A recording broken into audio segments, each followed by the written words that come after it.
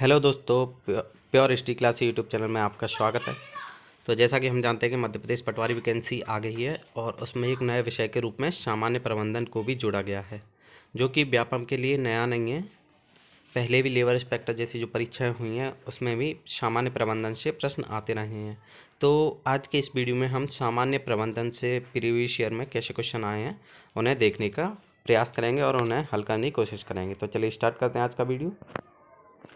पहला प्रश्न है कि निम्न में से कौन सा धन का स्रोत है। इसके ऑप्शन है केवल इमारत की बिक्री, केवल शेयर जारी करना, केवल लिया हुआ सावधि ऋण या उपरोक्त सभी। तो दोस्तों इसका सही उत्तर है ऑप्शन नंबर डी, उपरोक्त सभी। अगला प्रश्न है व्यक्ति फैसले और निर्णय लेने में वस्तुनिष्ठ, विश्लेषणात्मक और अवैयक्तिक हो जाता है। तो इसके ऑप्शन है संवेदनशील, सहजबोध, चिंतनशील और भावनात्मक। तो दोस्तों इसका सही उत्तर है ऑप्शन नंबर सी, चिंतनशील।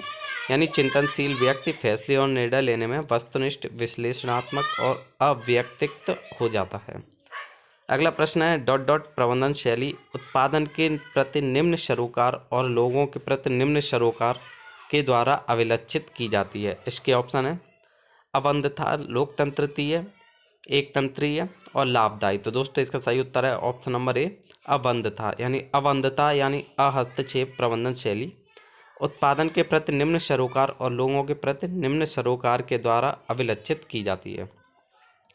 अगला प्रश्न है इनमें से व्यक्तिगत मूल्यांकन गतिविधियों में किसमें मूल्यांकनकर्ता को कर्मचारी के व्यवहार के प्रबल एवं कमजोर पहलुओं को वर्णन करने के लिए कहा जाता है। तो इसके ऑप्शन है उद्देश्यों के द्वारा प्रबंधन, निबंध मूल्यांकन, जबरन पसंद और ग्राफिक रेटिंग मापनी। तो दोस्तों इसका सही उत्तर है ऑप्शन नंबर बी, निबंध मूल्यांकन। यानी निबंध मूल्यांकन के द्वारा व्यक्तिगत मूल्यांकन गतिविधियों में से निबंध मूल्यांकन के द्वारा मूल्यांकनकर्ता को कर्मचारी के व्यवहार के प्रबल एवं कमजोर पहलुओं को वर्णन करने के लिए कहा जाता है। अगला प्रश्न है जब कोई क्रेता यानी जो खरीदार है लाभांश रहित दिनांक पर किसी विक्रेता यानी जो सेल कर रहा है से शेयर खरीदता है तो कौन लाभांश प्राप्त करेगा। तो इसका सही उत्तर है ऑप्शन नंबर डी, विक्रेता। अगला प्रश्न है संख्यात्मक पदों में दी गई भविष्य अवधि के अपेक्षित परिणामों को संदर्भित करते हैं। तो इसका सही उत्तर है बजट। यानी बजट संख्यात्मक पदों में दी गई भविष्य अवधि के अपेक्षित परिणामों को संदर्भित करता है।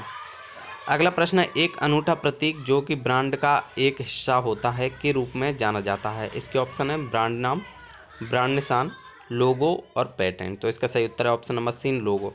यानी लोगो एक ऐसा प्रतीक होता है जो कि ब्रांड का एक हिस्सा होता है जिसके रूप में ब्रांड को जाना जाता है। अगला प्रश्न है निम्न में से कौन सा निधि का स्रोत है। तो इसके ऑप्शन है केवल इमारत की बिक्री, केवल शेयर जारी करना, केवल लिया हुआ सावधि ऋण। तो इसका सही उत्तर है उपरोक्त सभी। ये क्वेश्चन रिपीट हो गया है। अगला प्रश्न है निम्न में से कौन सा कथन सही नहीं है, यानी जो गलत कथन है वो बताना है। तो इसके ऑप्शन है मुद्रास्फीति की वजह से समय के साथ मुद्रा का मूल्य कम हो जाता है। अगला प्रश्न है मुद्रा मूल्य में कमी के कारण व्यक्ति भविष्य की तुलना में वर्तमान में उपभोग करना पसंद करता है।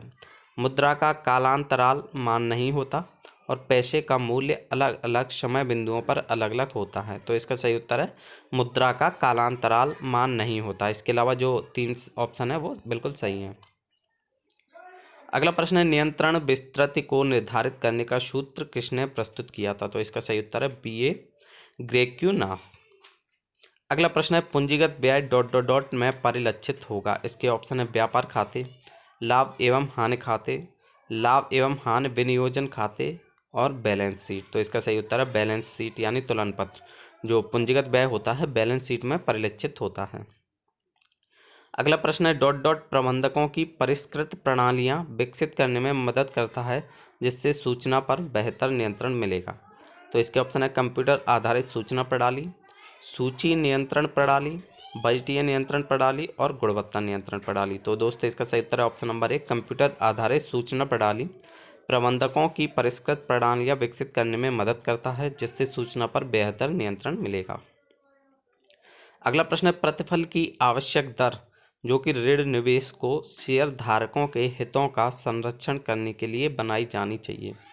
इसके ऑप्शन है इक्विटी की लागत, ऋण की लागत, बरकरार रखी कमाई की लागत और वरीयता पूंजी की लागत। तो इसका सही उत्तर है ऑप्शन नंबर बी, ऋण की लागत।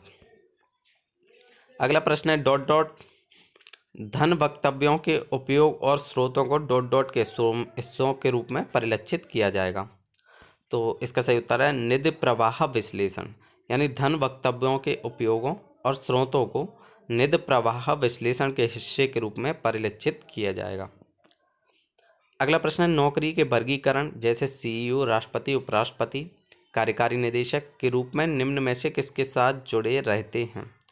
इसके ऑप्शन है शीर्ष प्रबंधक, मध्य स्तर के प्रबंधक, निम्न स्तर के प्रबंधक और पर्यवेक्षक। तो इसका सही उत्तर है ऑप्शन नंबर ए, शीर्ष प्रबंधक यानी टॉप मैनेजर्स। अगला प्रश्न है लोग अपने कार्य में बेहतर प्रदर्शन करते हैं जब उन्हें सहायक प्रतिक्रिया दी जाती है और वे डॉट डॉट के अंतर्गत आते हैं।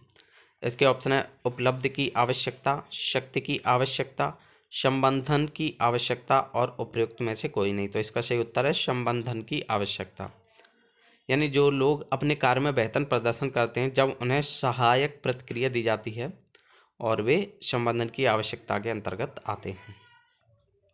अगला प्रश्न है एक बैंक समाधान विवरण को डॉट डॉट की सहायता से तैयार किया जाता है, यानी बैंक का जो समाधान विवरण है उसे किसकी सहायता से तैयार किया जाता है।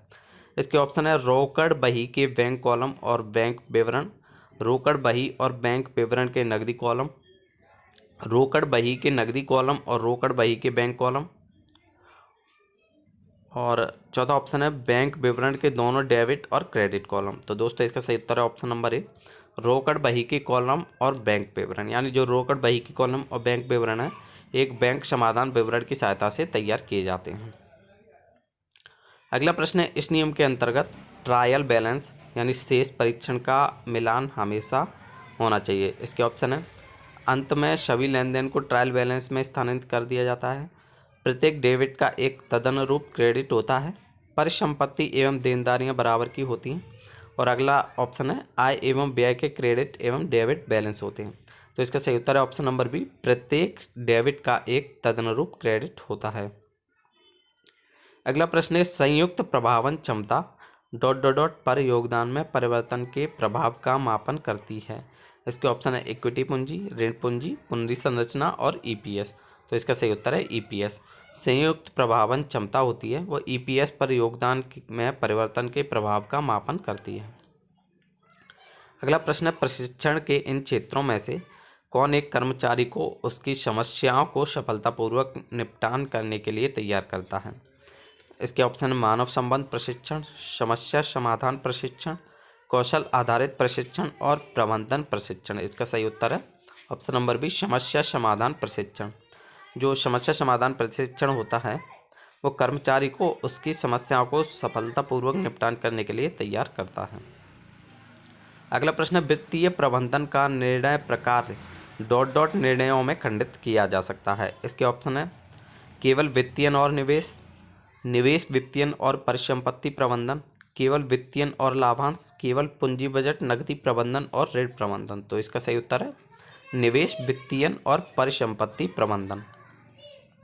अगला प्रश्न है आकस्मिक देयताएं डॉट डॉट डॉट में दिखाई देती हैं जो, तो इसके ऑप्शन है तुलन पत्र, अध्यक्ष की रिपोर्ट, शेयर धारकों के नोटिस और तुलन पत्र के लिए लेखा पर नोट्स। तो इसका सही उत्तर है ऑप्शन नंबर डी, तुलन पत्र के लिए लेखा पर नोट्स, यानी notes on account to balance sheet. यहाँ पर आकस्मिक देयताएं दिखाई देती हैं। अगला प्रश्न है लेखाकरण का प्राथमिक कार्य डॉट डॉट होता है। इसके ऑप्शन है आर्थिक आंकड़ों पर कब्जा, वित्तीय लेन देन से संबंधित, कार्रवाई के लिए जानकारी प्रदान करना, गैर आर्थिक लक्ष्यों को पूरा करना। इसका सही उत्तर है ऑप्शन नंबर बी, वित्तीय लेन देन से संबंधित। तो जो वित्तीय लेन देन से संबंधित है ये लेखाकरण का प्राथमिक कार्य होता है। अगला प्रश्न है आवेदन प्रपत्र पर विवरणों के लिए क्या शब्द दिया जाता है जिसमें सामान्य रूप से उम्मीदवार का नाम, जन्मतिथि, लिंग, वैवाहिक स्थिति, पता आदि शामिल होते हैं। इसके ऑप्शन है व्यक्तित्व, विषय वस्तु, कार्य अनुभव, व्यक्तिगत जानकारी और संदर्भ जांच। तो इसका सही उत्तर है व्यक्तिगत जानकारी, जो पर्सनल इन्फॉर्मेशन होती है। आवेदन प्रपत्र पर विवरणों के लिए जो पर्सनल इन्फॉर्मेशन दी जाती है जिसमें सामान्य रूप से उम्मीदवार का नाम, जन्मतिथि, लिंग, वैवाहिक स्थिति आदि शामिल होते हैं। अगला प्रश्न है भारत में लेखा मानक एक इस विषय में व्याख्या करता है। जो लेखा मानक एक क्या कहता है वह बताना है। इसके ऑप्शन है नकदी प्रवाह विवरण, लेखांकन नीतियों का प्रकटीकरण, मूल्यह्रास लेखा और सूची मूल्यांकन। तो इसका सही उत्तर है लेखांकन नीतियों का जो प्रकटीकरण है वो भारत में लेखा मानक 1 में दिया गया है। तो थैंक यू दोस्तों, जो ये 25 क्वेश्चन थे जो प्रीवियस ईयर में आ चुके हैं सामान्य प्रबंधन के, इनमें से डायरेक्ट ही कोई क्वेश्चन पटवारी के एग्जाम में भी आ सकता है। तो थैंक यू, आज तक का वीडियो यहीं तक था।